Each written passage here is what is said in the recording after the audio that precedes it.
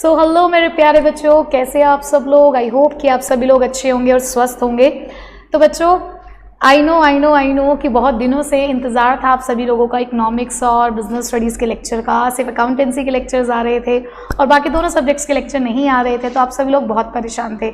So I am really sorry for that, but definitely अगर आपकी काजल ma'am आप लोगों के लिए सामने नहीं आ रही हैं, उनके लेक्चर्स नहीं आ रहे हैं, तो डेफिनेटली उसके पीछे कोई ना कोई रीज़न रहा होगा।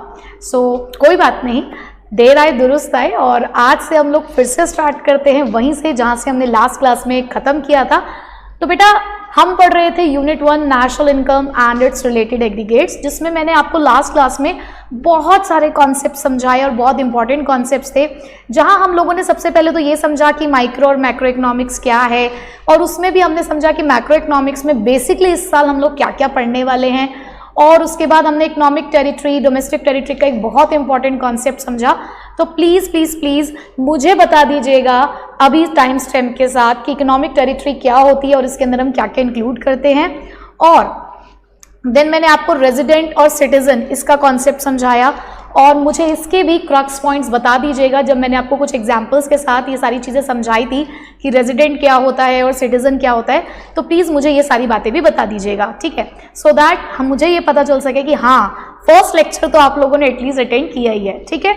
तो बच्चों आज हम लोग पढ़ेंगे सबसे पहले the concept of domestic product and national product. अब क्योंकि आप लोग ये बात जान चुके हो कि डोमेस्टिक टेरिटरी क्या होती है और रेजिडेंट कौन होता है, नॉन रेजिडेंट कौन होता है, ये सारी बातें आप लोगों को पता है, तो अब डोमेस्टिक प्रोडक्ट और नेशनल प्रोडक्ट का कॉन्सेप्ट समझने में आपको बिल्कुल भी दिक्कत नहीं आने वाली है, ठीक है बच्चों। तो चलो अब मैं आपको यहाँ पे कुछ एग्जाम्पल्स के साथ कुछ बातें समझाना चाहती हूँ।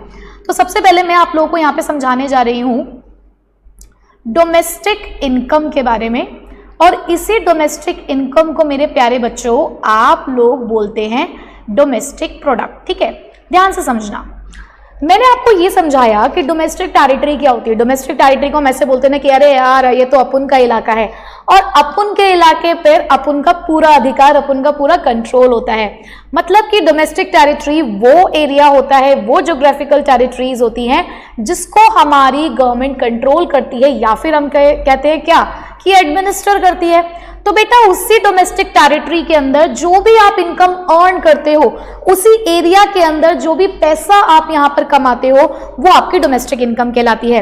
मतलब कि जो भी इनकम, अब साथ साथ समझेंगे भी इसको और लिखेंगे भी, जो भी इनकम अर्न की जाती है बाय दी रेजिडेंट, अब चाहे वो आप हमारी कंट्री के रेजिडेंट हो, चाहे आप हमारी कंट्री के नॉन रेजिडेंट हो, मुझे इस बात से कोई फर्क नहीं पड़ता, बट अगर वो पैसा कमाया गया है with in the domestic territory, यानी कि अगर तुम चाहे कोई भी हो, भाई मुझे इस बात से कोई मतलब नहीं है, तुम चाहे कोई भी हो, मुझे इस बात से कोई मतलब नहीं है, तुम अपन के खुद के आदमी हो, यानी कि तुम हमारे रेजिडेंट हो या तुम हमारे रेजिडेंट नहीं हो, लेकिन अगर तुमने हमारे इलाके में आकर पैसा कमाया है भाई, तो वो हमारी डोमेस्टिक इनकम का पार्ट है।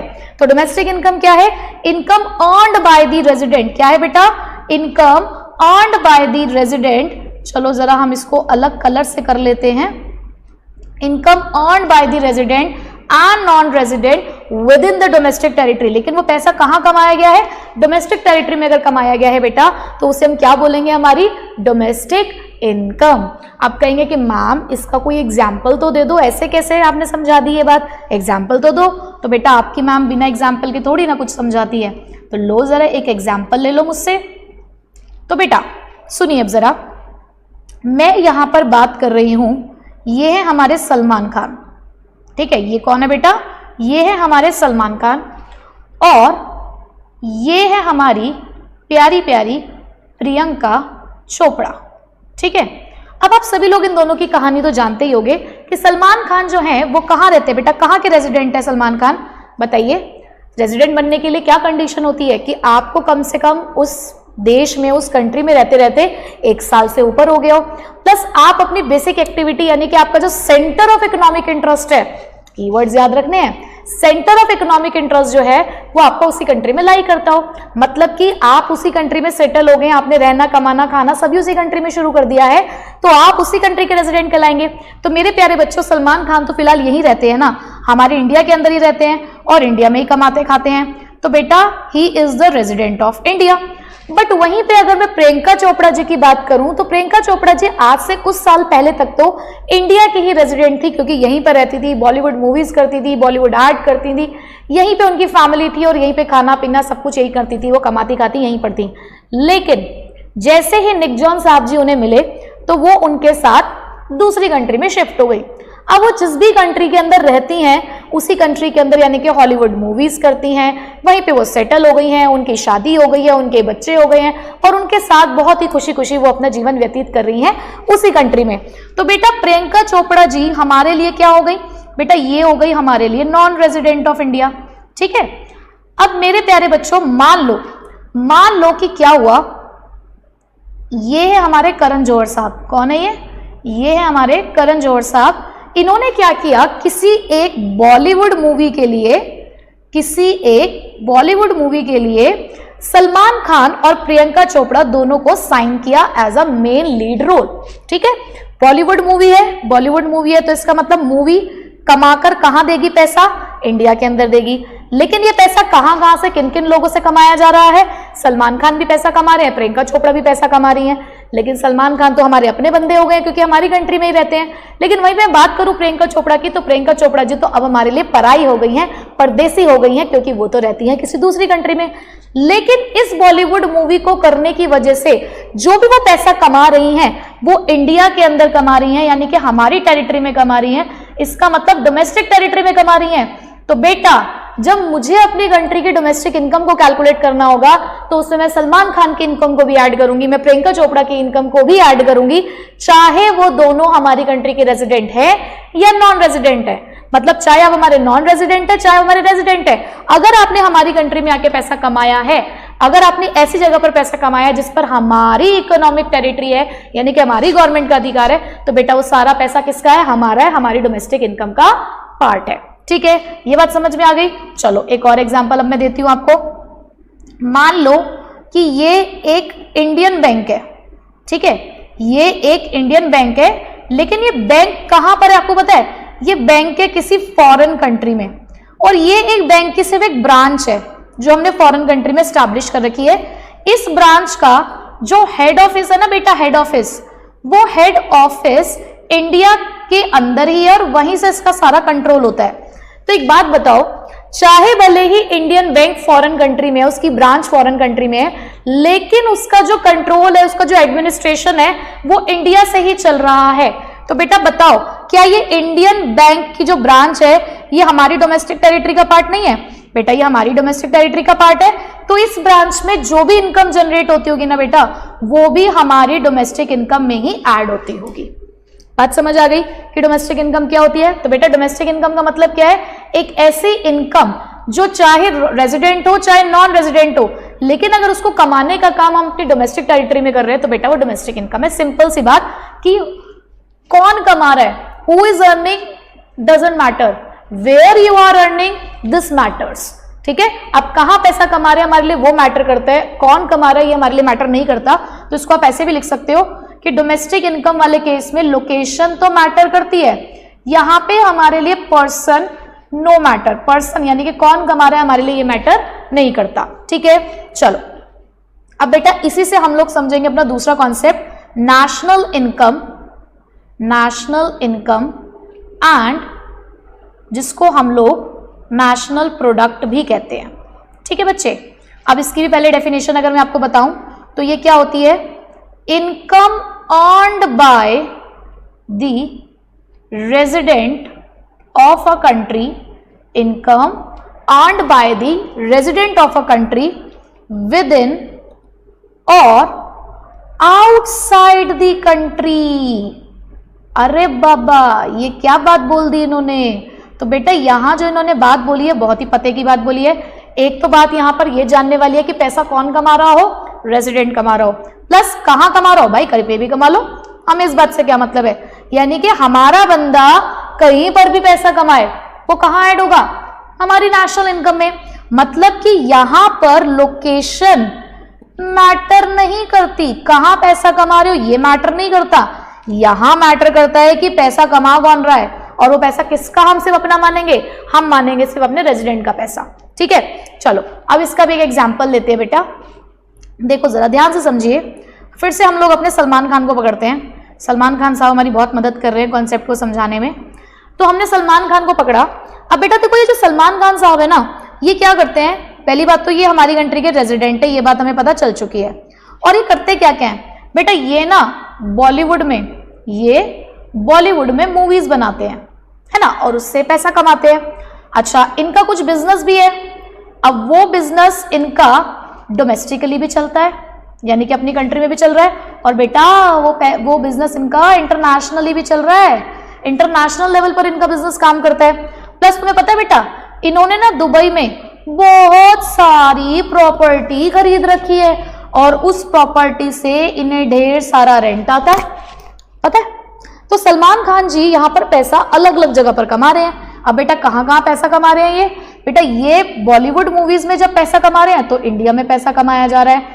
जो बिजनेस डोमेस्टिकली चल रहा है, चलो वो भी इंडिया में पैसा कमाया जा रहा है। लेकिन बेटा ये जो बिजनेस इंटरनेशनली चल रहा है, दूसरे देशों में भी इनका बिजनेस हो रहा है, वो तो बाहर की कंट्री में है, ये तो बिजनेस फॉरेन कंट्री में चल रहा है।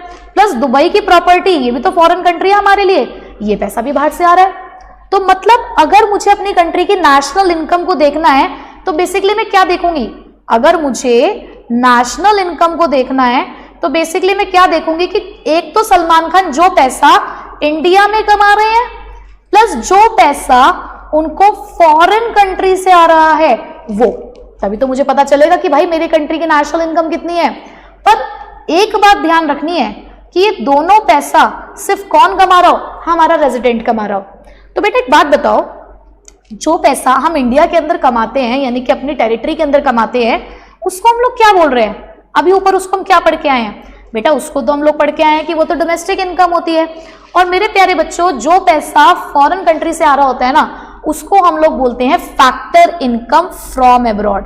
क्या बोलते हैं बेटा, factor income from abroad. Factor income मतलब जो पैसा आप अपनी फैक्टर सर्विसेज को देकर कमाते हो। समझाया था ना लास्ट क्लास में, फैक्टर सर्विसेज क्या होती हैं, हमारे 4 फैक्टर्स ऑफ प्रोडक्शन होते हैं, लैंड, लेबर, कैपिटल, एंटरप्रेन्योर। तो लैंड पे मिलता है रेंट, लेबर को मिलती है वेजेस, कैपिटल पे होता है इंटरेस्ट, और एंटरप्रेन्योर कमाता है प्रॉफिट। तो बेटा अगर इनमें से कोई सी भी फैक्टर इनकम आप बाहर से कमा रहे हैं, जैसे कि हमारे सलमान खान साहब देखो ना, जो अपना बिजनेस करते हैं इंटरनेशनली, वहां से प्रॉफिट कमाते हैं, जो दुबई में प्रॉपर्टी है वहां से इनके पास रेंट आ रहा है। तो प्यारे बच्चों, यहाँ पर ये फैक्टर इनकम कहाँ से आ रही है, अब्रॉड से आ रही है ना। तो आ तो हमारे देश में रही है, हमारे बंदे के पास रही है, तो हमारी नेशनल इनकम का पार्ट है। बट आपको पता है कुछ फैक्टर इनकम हमें भी बाहर देनी पड़ती है, पता है कैसे, क्योंकि कई बार क्या होता है, कुछ लोग हमारी कंट्री में आकर भी प्रॉपर्टी खरीद लेते हैं। चलो जी, आप लोग इनको तो जानते ही होंगे, आपको पता है ये कौन है, ये निक जॉन साहब।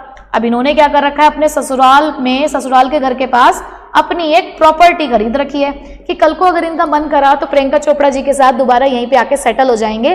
तो इन्होंने प्रॉपर्टी खरीद के रख रखी है, ठीक है। अब इस प्रॉपर्टी से बेटा इनको रेंट जाता है। अब ये तो यूएसए में रहते हैं, अब इनको रेंट जाता है कहाँ से, इंडिया से।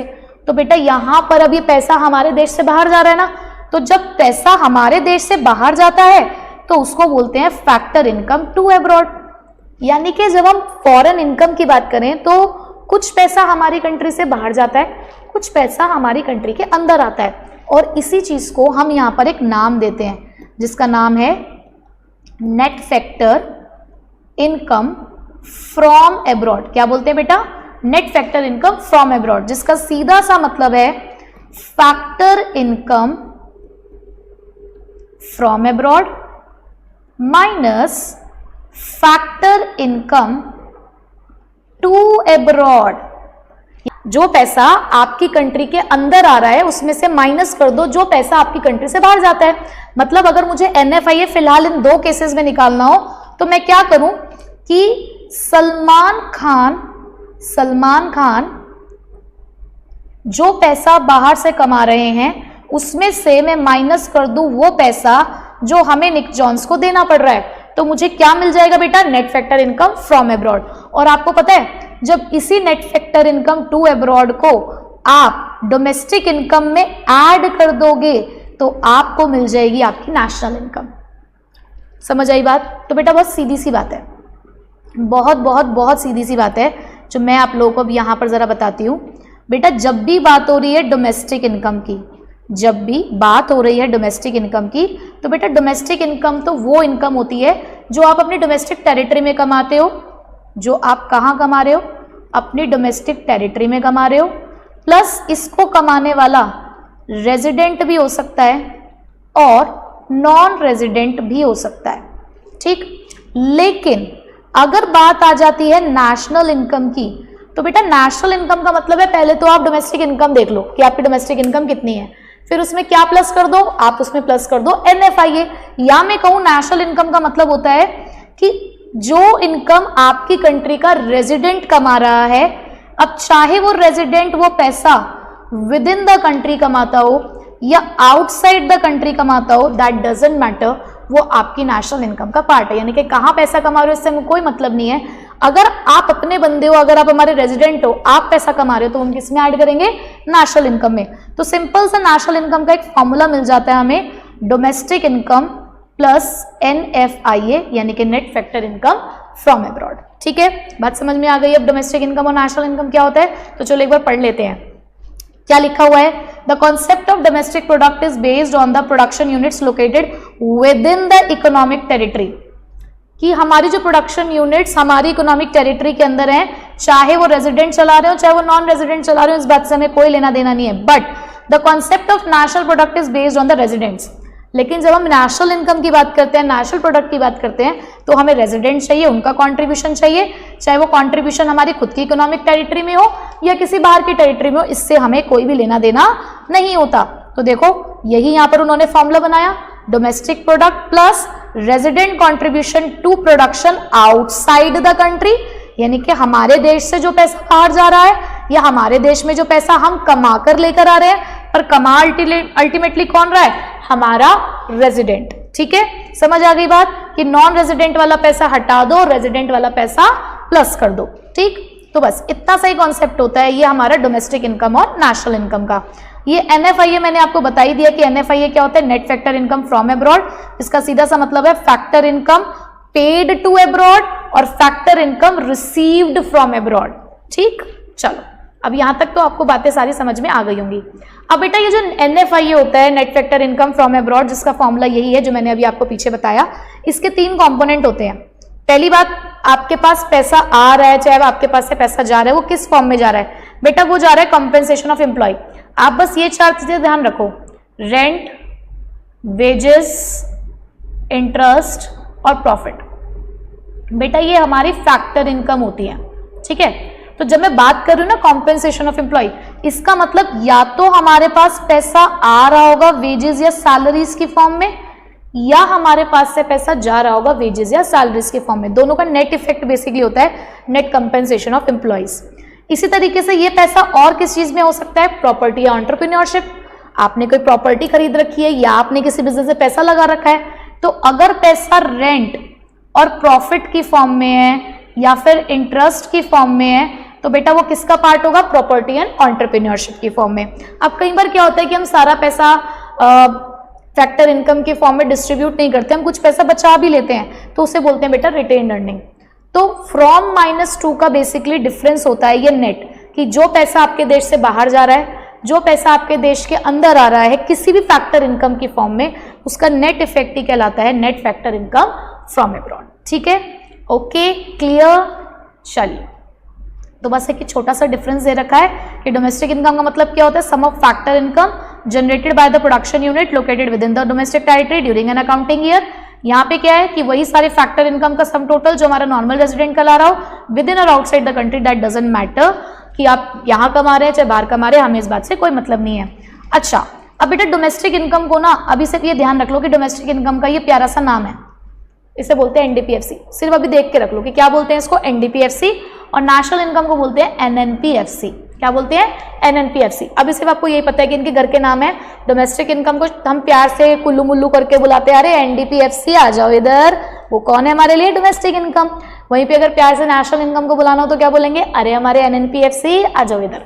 ठीक है, ओके। सो डोमेस्टिक इनकम में बाहर की इनकम कोई नहीं होती, मतलब NFIA से हमें कोई मतलब नहीं होता, लेकिन नेशनल इनकम में हमें NFIA से मतलब होता है।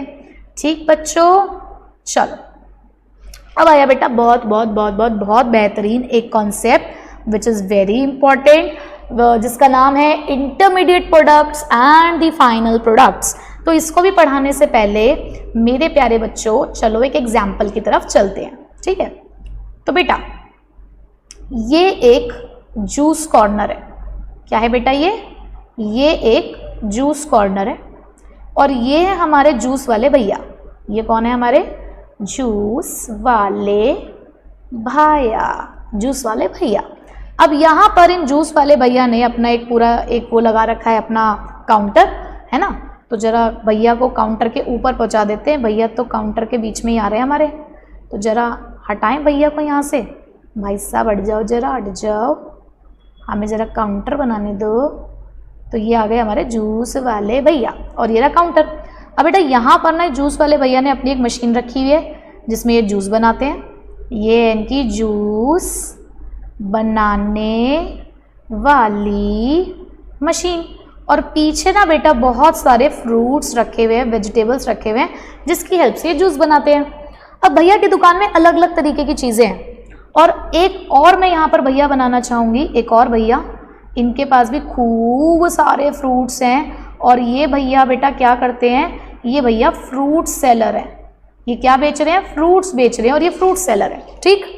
देखो दो अलग अलग दुकानें, दो अलग अलग दुकानों पर फ्रूट्स रखे हुए हैं। अब मुझे एक बात बताओ कि जब एक फ्रूट वाला फ्रूट खरीद के लेकर आता होगा मंडी से, तो वो क्यों खरीद के लेकर आता होगा? क्या उसे वो सारे फ्रूट्स खुद खाने हैं? बोलो, क्या उसे वो सारे फ्रूट्स खुद खाने हैं? नहीं बेटा, ये जब फ्रूट्स खरीद के लेकर आया होगा ना, तो इस फ्रूट्स को खरीद के लेकर आने के पीछे उसका एक पर्पस होगा कि वो इन फ्रूट्स को क्यों खरीद के लेकर आया, पता है?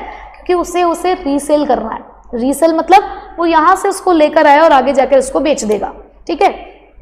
और वहीं पर ये जो जूस वाले भैया जब फ्रूट्स खरीद कर लेकर आए होंगे, तो यहाँ पर उनका पर्पस भी ये नहीं होगा कि उन्हें वो सारे के सारे फ्रूट्स खुद खाने हैं, बल्कि उन्होंने तो क्या करना है, इस फ्रूट को उन्होंने क्या करना है, फ्रूट को जूस की फॉर्म में कन्वर्ट करना है। किसकी फॉर्म में कन्वर्ट करना है? जूस की फॉर्म में। ये फ्रूट्स हैं बहुत सारे, ये सारे बहुत सारे फ्रूट्स हैं, जूस की फॉर्म में कन्वर्ट करेंगे और फिर इसको मार्केट में क्या कर देंगे, सेल कर देंगे। यानी कि इनके लिए जो फ्रूट है ना बेटा, वो इनके रॉ मटेरियल है, क्योंकि इसी की मदद से तो जूस बनेगा। तो बेटा देखो, यहां पर मैंने आपको एक बात बताई कि हमारे पास एक कमोडिटी है फ्रूट्स, दो अलग अलग लोग लेकर आए हैं। कौन कौन? एक है जूस सेलर और एक है फ्रूट सेलर। अब जब एक फ्रूट सेलर अपने फ्रूट्स खरीद के लेकर आया, तो उसके लिए तो ये क्या है भाई, रीसेल पर्पस के लिए है। और जो बंदा इन्हीं फ्रूट्स को as a raw material use कर रहा है, उसके लिए भी पर्पस अलग हो गया। दोनों में R is the common thing. एक उस चीज को रॉ मटेरियल के लिए इस्तेमाल कर रहा है और एक उसी चीज को रीसेल पर्पस के लिए इस्तेमाल कर रहा है। तो बेटा एक पर्सन उसी कमोडिटी को एज अ रॉ मटेरियल इस्तेमाल कर रहा है और एक पर्सन उसी कमोडिटी को रीसेल पर्पस के लिए इस्तेमाल कर रहा है। तो बेटा यहाँ पर आपको पता है फ्रूट्स का नेचर क्या है। हम अपने इकोनॉमिक्स में इस फ्रूट को बोलते हैं इंटरमीडिएट गुड्स। क्या बोलते हैं बेटा? इसे हम बोलते हैं इंटरमीडिएट गुड्स। इंटरमीडिएट गुड्स का मतलब होता है वो गुड्स जो या तो रीसेल पर्पस के लिए हैं या वो किसी भी कमोडिटी में एज अ रॉ मटेरियल की तरह इस्तेमाल हो रहे हैं। यानी कि हमें फर्दर कोई एक प्रोडक्ट बनाना है और उस प्रोडक्ट को बनाने के लिए हम इसे एज अ रॉ मटेरियल इस्तेमाल करते हैं। तो क्या होते हैं इंटरमीडिएट गुड्स? बेटा इंटरमीडिएट गुड्स का मतलब होता है ऐसे गुड्स जो या तो एज अ रॉ मटेरियल इस्तेमाल किए जा रहे हैं फॉर फर्दर प्रोडक्शन, जो या फिर for the purpose of resale है। ठीक है, तो ऐसे सभी गुड्स को हम क्या बोलते हैं बेटा? Intermediate goods. तो दो बात याद रखनी है, इंटरमीडिएट गुड्स कौन से होते हैं, रिपीट आफ्टर मी ताकि आपको लर्न हो जाए। इंटरमीडिएट गुड्स कौन से गुड्स होते हैं? वो गुड्स होते हैं जो या तो रीसेल पर्पस के लिए होते हैं या फिर एज अ रॉ मटेरियल। अब बेटा एक बात बताओ कि अगर इसी जूस वाले भैया से चलो थोड़ा सा नीचे इसको समझाती हूं मैं। जूस वाले भैया हम दोबारा बनाते हैं। ये हमारे जूस वाले भैया, जूस वाले भैया, जूस वाले भैया क्या बेच रहे हैं? जूस। तो जूस वाले भैया ने जो जूस है वो बेचा राजू को। और राजू कौन है? राजू वही है जो आजकल जिम जा रहा है और अपनी बॉडी बना रहा है। और बॉडी बनाने के लिए रोज जूस पीने के लिए आ जाता है। तो बेटा यहाँ पर राजू ने जब जूस खरीदा तो मुझे एक बात बताओ, क्या राजू इसको रीसेल करने वाला है? यहाँ से जूस खरीद खरीद के आगे बेच रहा है जिम में जाके? नहीं भाई, उसने वहीं खड़े होके वो ग्लास ऑफ जूस गटक गटक गटक गटक गटक करके पी लिया। इसका मतलब ना तो राजू उसको रीसेल के लिए यूज कर रहा, ना ही राजू उसको एज अ रॉ मटेरियल इस्तेमाल कर रहा। तो राजू के लिए अब ये जूस क्या है बेटा? राजू के लिए ये जो जूस है ना, राजू के लिए ये जूस है उसका फाइनल गुड। क्या है बेटा उसके लिए उसका फाइनल गुड? यानी कि फाइनल गुड का मतलब क्या होता है? ऐसे गुड जो फाइनल कंजप्शन के लिए इस्तेमाल किए जाते हैं, ऐसे गुड जो फाइनल कंजप्शन के लिए इस्तेमाल किए जाते हैं बाय द कंज्यूमर। कि एक कंज्यूमर जब फाइनल कंजप्शन के लिए किसी भी कमोडिटी का इस्तेमाल कर रहा है तो उसे क्या बोलते हैं बेटा? Final good. अब हमारे एक और भैया भी तो थे, कौन से वाले भैया थे? एक हमारे थे फ्रूट वाले भैया। अब फ्रूट वाले भैया के पास तो सिर्फ फ्रूट ही था। मान लो जी ये हमारा सेब था ना, सेब, मान लो ये फ्रूट, यहाँ से जूस पी गया राजू और यहाँ से फ्रूट खरीद के लेके जा रहा है। बट ये फ्रूट जो वो खरीद के लेके जा रहे हैं ये भी वो खुद के खाने के लिए खरीद के लेके जा रहा है, ये अपनी फैमिली के लिए लेके जा रहे हैं। यहाँ पर भी वो उसको रीसेल नहीं कर रहा, यहाँ पर भी वो उसको क्या नहीं कर रहा, उसको रॉ मटेरियल के लिए इस्तेमाल नहीं कर रहा। तो बेटा यहाँ पर भी तो उसका पर्पस फाइनल कंजप्शन ही है ना, यहाँ भी तो वो उसको फाइनली कंज्यूम कर रहा है। तो और राजू कौन है? राजू एक कंज्यूमर है। तो बेटा इस कंज्यूमर के लिए जिसने इसको फाइनल कंजप्शन के लिए खरीदा, इसको भी हम यहाँ पे क्या बोलेंगे? उसका फाइनल गुड। तो मतलब मैम एक बात बताइए कि ऊपर अगर मैं बात करूं तो इंटरमीडिएट गुड के केस में दोनों ही लोग कहीं ना कहीं कुछ प्रोड्यूसर टाइप है, दोनों ही लोग वो हैं जो काम कर रहे हैं, आगे बिजनेस कर रहे हैं किसी तरीके का। क्योंकि देखो जूस वाला भी आगे बेचने के लिए काम कर रहा है, चाहे रॉ मटेरियल के लिए इस्तेमाल कर रहा है, फ्रूट सेलर भी उसी के लिए कर रहा है। तो इसका मतलब ये तो हमारे प्रोड्यूसर हो गए। तो इंटरमीडिएट गुड्स प्रोड्यूसर इस्तेमाल करते हैं। हाँ बेटा आप ये कह सकते हो कि इंटरमीडिएट गुड प्रोड्यूसर इस्तेमाल करते हैं, ट्रेडर इस्तेमाल करते हैं, मैन्युफैक्चरर इस्तेमाल करते हैं। इसमें कंज्यूमर का कोई लेना देना नहीं है, ठीक है, क्योंकि कंज्यूमर तो रॉ मटेरियल और रीसेल का काम करेगा नहीं। तो मैडम आप कहना ये चाह रहे हो कि इंटरमीडिएट गुड्स तो चलो रीसेल रॉ मटेरियल के लिए इस्तेमाल होते हैं और वो भी प्रोड्यूसर, ट्रेडर या मैन्युफैक्चरर के थ्रू। तो मैडम फाइनल गुड्स सिर्फ कंज्यूमर इस्तेमाल करता है अपने फाइनल कंजप्शन के लिए, राइट? यही बता रही हो? हाँ बेटा बता तो मैं यही रही हूँ, लेकिन ये भी अधूरी बात है। अब मेरी एक और बात सुनो, आपको पता है ये हमारा जूस वाला भैया था, इस जूस वाले भैया को ये जो जूस बनाना था, इस जूस को वो कैसे बना पाया? उसने यहाँ पर एक मिक्सर खरीद रखा था। क्या खरीद रखा था बेटा? उसने यहाँ पर एक मिक्सर खरीद रहा था, यानी कि जूसर मिक्सर खरीद रखा था, जूस बनाने वाला, और उसकी हेल्प से वो जूस बनाता था, ठीक है। अब बेटा ये जो उसने जूसर खरीदा है, क्या वो इस जूसर को रीसेल करने वाला है? क्या वो इसको मार्केट में बेचने वाला है? नहीं। क्या वो इसको एज अ रॉ मटेरियल इस्तेमाल करने वाला है? नहीं। लेकिन वो इसको इस्तेमाल तो कर रहा है, तो उसके लिए ये जूसर क्या है? क्या ये जूस वाले भैया इस जूसर को भी अपने फाइनल कंजप्शन के लिए इस्तेमाल नहीं कर रहे? अब यहां पर वर्ड फाइनल कंजप्शन थोड़ा सा आपको अटपटा लगेगा, है ना, कि मैम फाइनल कंजप्शन तो कंज्यूमर करते हैं ना, पर जूस वाले भैया तो कहीं ना कहीं हमारे लिए क्या है? एक ट्रेडर है। तो इनको आप कैसे कह सकते हो कि मतलब इनके लिए फाइनल कंजप्शन है? ठीक है, आपकी बात मैं मानती हूँ। तो बेटा यहाँ ना इनको मैं ये कह देती हूँ कि ये इसको खरीद के लेकर आए हैं फॉर द इन्वेस्टमेंट, क्योंकि अगर ये जूसर नहीं खरीद के लेकर आएंगे तो क्या ये आगे जूस बना पाएंगे? नहीं ना। पर क्या इन्होंने ये जूसर बेचना है? क्या इन्होंने इसे एज अ रॉ मटेरियल इस्तेमाल करना है? नहीं। बट ये इसको इस्तेमाल करने वाले हैं for the longer period of time, अपने बिजनेस को चलाने के लिए, ताकि ये जो इन्हें सामान आगे बेचना है ये बन सके। इस जूसर के बिना इनका काम नहीं चलेगा। बट डेफिनेटली ये जूसर इनके लिए इंटरमीडिएट गुड नहीं है। तो बेटा ये इनके लिए क्या है? ये इनके लिए फाइनल गुड है। और इस फाइनल गुड को इन्होंने किसके लिए खरीदा है? इन्वेस्टमेंट पर्पस के लिए खरीदा है। और हमारे ये जो खरीदने वाले हैं इस जूसर को, ये कौन है? ट्रेडर। ये कोई ट्रेडर भी हो सकते हैं, ये कोई प्रोड्यूसर भी हो सकते हैं, ये कोई मैन्युफैक्चरर भी हो सकते हैं।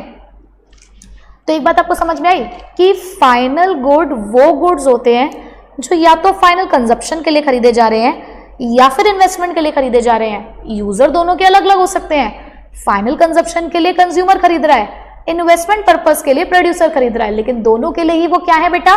दोनों के लिए वो फाइनल गुड्स है। ठीक है, तो यहां से हमने क्या कंक्लूजन निकाला, जरा अब वो लिख लेते हैं, फिर मैं आपको इसका कॉन्सेप्ट एक बार और पढ़ाती हूं। ठीक है, तो देखो जरा क्या है मेन थीम। मेन थीम ये है बेटा कि मेरे पास दो तरीके के गुड्स हैं। एक को मैंने नाम दे दिया है इंटरमीडिएट गुड्स और एक को मैंने नाम दे दिया है फाइनल गुड्स। ठीक है, इंटरमीडिएट गुड्स वो गुड्स होते हैं जो दो पर्पस के लिए इस्तेमाल किए जा रहे हैं। दो पर्पस, या तो बेटा रीसेल के लिए और या फिर एज अ रॉ मटेरियल, कि या तो आप उसे आगे बेचने वाले हैं या आप उसकी मदद से आगे कोई एक नया प्रोडक्ट क्रिएट करने वाले हैं, आप उसे रॉ मटेरियल की तरह इस्तेमाल कर रहे हैं। बट ये हमेशा ध्यान रखना कि चाहे रीसेल कर रहे हो चाहे रॉ मटेरियल के लिए इस्तेमाल कर रहे हो, ये सब काम सेम ईयर में हो जाना चाहिए, यानी कि विद इन एन ईयर ये काम हो जाना चाहिए, विद इन अ ईयर ये काम हो जाना चाहिए। बट जब मैं फाइनल गुड की बात करती हूँ ना बेटा, तो फाइनल गुड भी दो पर्पस के लिए इस्तेमाल किए जा रहे हैं। कौन से हैं वो दो पर्पस? या तो हम उसे कंजप्शन के लिए इस्तेमाल कर रहे हैं या फिर हम उसे इन्वेस्टमेंट की तरह इस्तेमाल कर रहे हैं। पर कंजप्शन के लिए कौन इस्तेमाल करेगा? कंज्यूमर इस्तेमाल करेगा।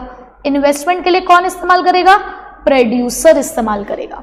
ठीक है, तो फाइनल गुड्स या तो कंजप्शन या इन्वेस्टमेंट के लिए, इंटरमीडिएट गुड रीसेल या रॉ मटेरियल के लिए। क्लियर हो गया? अच्छे से समझ में आ गई ये बात? तो चलो अब यहां पर आओ जरा मेरे साथ, इसकी डेफिनेशंस वगैरह पढ़ते हैं। तो देखो बेटा, फाइनल गुड्स वो गुड्स और सर्विसेज हैं, फाइनल गुड्स वो गुड्स और सर्विसेज हैं which are use either for the consumption by the consumer और for the investment by the firms. Clear? Cut to clear examples एकदम ध्यान रहेगा। Intermediate goods are those goods which are purchase during the year by one production unit from the another production unit, यानी कि एक से दूसरा person खरीद रहा है। क्यों? ईदर कंप्लीटली यूज्ड अप, या तो वो उसको खुद इस्तेमाल करने वाला है, जैसे कि रॉ मटेरियल की तरह इस्तेमाल कर लिया पूरे साल में, या फिर उसको रीसेल करने वाला है, रीसोल्ड करने वाला है ड्यूरिंग द सेम ईयर। तीनों कीवर्ड मिल गए? समझ आ गई ना बात? Very good. अब मुझे बताओ फाइनल गुड में क्या हमने कोई चेंज किया था? क्या मैंने जूस में कोई चेंज किया? क्या मैंने जूसर में कोई चेंज किया? नहीं ना। इसका मतलब ये किसी भी आगे ट्रांसफॉर्मेशन प्रोसेस में नहीं जाते हैं। बट यस, इंटरमीडिएट गुड जा सकते हैं, जैसे कि फ्रूट्स गए थे एक प्रोसेस के अंदर, जूसर के अंदर, ताकि जूस बन सकता। ठीक है, अब आप किसको इंक्लूड करेंगे फाइनल गुड्स की वैल्यू को या इंटरमीडिएट गुड की वैल्यू को? नेशनल इनकम में। चाहे मैं नेशनल इनकम कैलकुलेट कर रही हूँ, चाहे मैं डोमेस्टिक इनकम कैलकुलेट कर रही हूँ, किसकी वैल्यू ऐड करूँ? मैं जूस की वैल्यू ऐड करूँ या मैं फ्रूट्स की वैल्यू ऐड करूँ? बताओ। मैं ये फ्रूट, एक फ्रूट 20 रुपए का बेचती हूँ और एक जूस का ग्लास 30 रुपए का बेचा जा रहा है, तो बताओ 20 रुपए इंक्लूड करूँ या 30 रुपए? इसी एक फ्रूट से एक जूस ग्लास बन गया है, बताओ। बेटा अगर आप समझदार बच्चे होंगे तो आपने मुझे जवाब दिया होगा कि मैडम इसकी ऐड करो ना वैल्यू, फाइनल गुड की वैल्यू। क्यों? इस 30 रुपए में इस 20 रुपए की वैल्यू ऑलरेडी इंक्लूडेड तो होगी। अगर आपने 20 भी ऐड कर लिया, अगर आपने 30 भी ऐड कर लिया, तो डबल काउंटिंग हो जाएगी, दो बार काउंट कर रहे हो आप एक ही चीज को। तो बेटा किसकी वैल्यू इंक्लूड होती है नेशनल इनकम या डोमेस्टिक इनकम में? सिर्फ फाइनल गुड की। इंटरमीडिएट गुड्स की वैल्यू को हम इंक्लूड नहीं करेंगे। Example, milk purchase by a consumer for final consumption, ये थोड़ा सा एरर है यहाँ पे, ये है हमारे लिए फाइनल कंजप्शन। और या फिर कोई मशीन खरीद के लेकर आ रही है कोई फर्म, तो उनके लिए क्या है? कंजप्शन के लिए खरीदा तो फाइनल गुड है, इन्वेस्टमेंट के लिए खरीदा तो फाइनल गुड है। ठीक है, बट वहीं पे कोल खरीदा जा रहा है कोई फैक्ट्री के थ्रू, क्योंकि उन्हें प्रोडक्शन करना है, कोई डेयरी खरीद रही है मिल्क को क्योंकि उसे रीसेल करना है, तो वो सब क्या उसके लिए? Intermediate consumption. ठीक है, क्लियर एकदम? Very good. अब बेटा एक बात और समझाऊंगी अब मैं यहाँ पर आपको। हमने फाइनल गुड की दो कैटेगरीज पढ़ी, हमने फाइनल गुड्स की दो कैटेगरीज पढ़ ली बेटा। एक तो हम कंजप्शन पर्पस के लिए इस्तेमाल कर रहे हैं और एक हम इन्वेस्टमेंट पर्पस के लिए इस्तेमाल कर रहे हैं। कंजप्शन वाला कौन यूज करता है? कंज्यूमर। इन्वेस्टमेंट वाला कौन यूज करता है? फर्म। तो बेटा जो फाइनल गुड कंजप्शन पर्पस के लिए हो रहे हैं, कंज्यूमर खरीद रहा है, उसको हम कंज्यूमर गुड्स कहते हैं।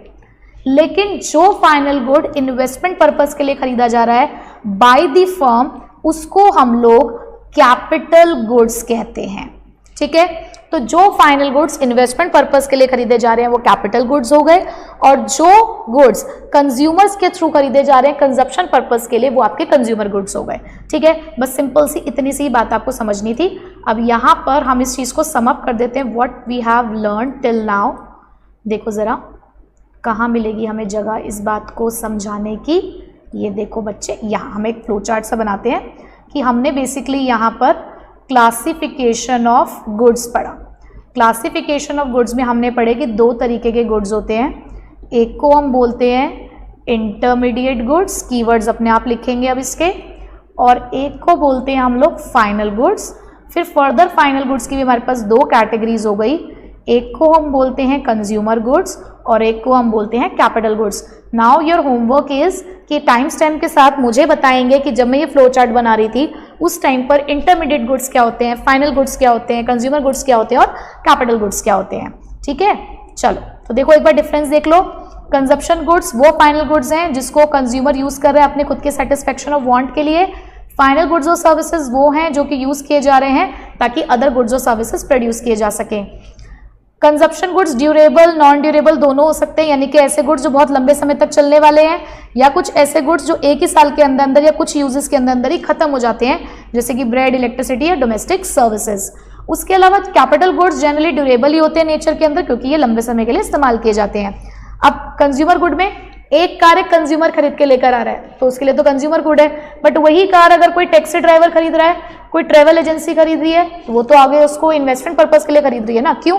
क्योंकि वो आगे उसका इस्तेमाल करने वाले हैं, तो वो उनके लिए क्या है बेटा, फाइनल गुड। ठीक है, चलो तो ये सारी बातें वही सब लिखी हुई हैं जो मैंने अभी आपको एग्जाम्पल्स के थ्रू बता दी हैं। ठीक है, आप चाहो तो इसको देख सकते हो अभी।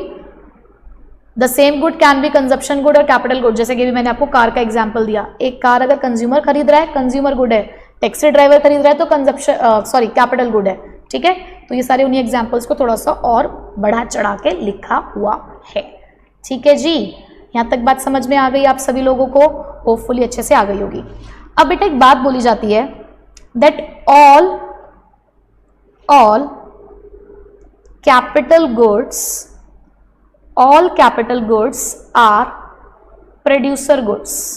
All capital goods are producer goods, but all producer goods are not capital goods। अरे मैडम क्या बात बोल दी, ये तो हमको समझ ही नहीं आई। मैडम क्या पहेलियाँ बुझा रही हो आप? तो चलो बच्चों बता देती हूँ कि मैं क्या पहेली बुझा रही हूँ। बेटा हमारे पास एक और कैटेगरी ऑफ गुड है, वैसे कि पढ़ चुके आप लोग, आपने बचपन में पढ़ा होगा कॉमर्स के बचपन में कि प्रोड्यूसर गुड्स होते हैं, है ना। तो बेटा प्रोड्यूसर गुड्स ना दो तरीके के होते हैं। एक को आप लोग बोलते हैं इंटरमीडिएट गुड्स और एक को आप बोलते हैं कैपिटल गुड्स। यानी कि प्रोड्यूसर गुड्स वही गुड्स हैं जो एक प्रोड्यूसर इस्तेमाल करता है, और एक प्रोड्यूसर इंटरमीडिएट गुड भी इस्तेमाल करता है और एक प्रोड्यूसर कैपिटल गुड भी इस्तेमाल करता है, क्योंकि उसे सामान रीसेल पर्पस के लिए भी चाहिए, रॉ मटेरियल के लिए भी चाहिए, उसे सामान इन्वेस्टमेंट पर्पस के लिए भी चाहिए। तो हमने एक लाइन बोली, all capital goods are the producer goods. तो इसका मतलब सारे कैपिटल गुड्स प्रोड्यूसर गुड्स होते हैं, लेकिन क्या सारे प्रोड्यूसर गुड्स कैपिटल गुड्स होते हैं क्या? नहीं, क्योंकि प्रोड्यूसर गुड्स में से कुछ गुड्स इंटरमीडिएट गुड्स भी होते हैं। तो जस्टिफाई हो गया ये लाइन कि सारे कैपिटल गुड्स तो प्रोड्यूसर गुड्स हो सकते हैं, लेकिन सारे प्रोड्यूसर गुड्स कैपिटल गुड्स नहीं हो सकते, क्योंकि उसमें से कुछ गुड्स हमारे इंटरमीडिएट गुड्स भी होते हैं। ठीक है, तो बच्चों आई होप कि आज मैंने आपको जितना भी पढ़ा है यहाँ तक वो सारी बातें आपको अच्छे से समझ में आ गई होंगी। तो इसको अच्छे से पढ़ लेना, अपनी बुक में से रिवाइज कर लेना, अपने हिसाब से नोट्स बना लीजिएगा। अदरवाइज सामने भी मैंने आपको नोट्स डिस्प्ले किए हैं, आप इनमें से भी नोट्स बना सकते हैं। ठीक है बच्चों, तो मेरे को कमेंट सेक्शन में जरूर बता दीजिएगा कि आज की क्लास आपको कैसी लगी और कॉन्सेप्ट्स आपको समझ में आए या नहीं आए, और जहां जहां मैंने आपसे होमवर्क दिया है आपको वो सारा होमवर्क मुझे करके बता दीजिएगा। ठीक है, तो चलिए मिलूंगी मैं आपसे नेक्स्ट क्लास में इसके कुछ आगे के टॉपिक्स के साथ। So till then take care, bye bye.